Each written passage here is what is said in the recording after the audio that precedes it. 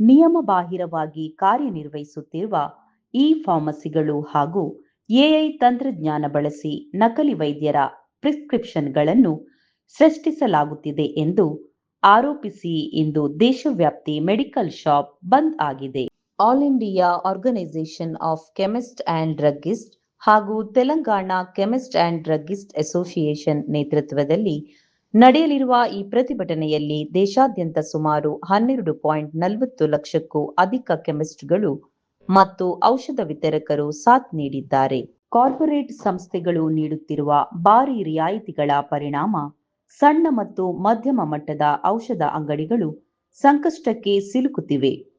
ಔಷಧ ವಿತರಣಾ ಕ್ಷೇತ್ರದಲ್ಲಿ ಅಸಮತೋಲನ ಉಂಟಾಗುತ್ತಿರುವ ವಿರುದ್ಧ ಈ ಬಂದ್ ಎಂಬುದಾಗಿ ಸಂಘಟನೆ ತಿಳಿಸಿದೆ. ಕೇಂದ್ರ ಸರ್ಕಾರ ಮಧ್ಯಸ್ಥಿಕೆ ವಹಿಸಿ ಸಮಸ್ಯೆಗೆ ಪರಿಹಾರ ನೀಡಬೇಕೆಂದು ಸಂಘಟನೆ ಆಗ್ರಹಿಸಿತ್ತು. ಆದರೆ ಸರ್ಕಾರದ ಮಧ್ಯಸ್ಥಿಕೆ ವಹಿಸದ ಕಾರಣ ಇಂದು ಮೆಡಿಕಲ್ ಬಂದ್ ಆಗಿದೆ.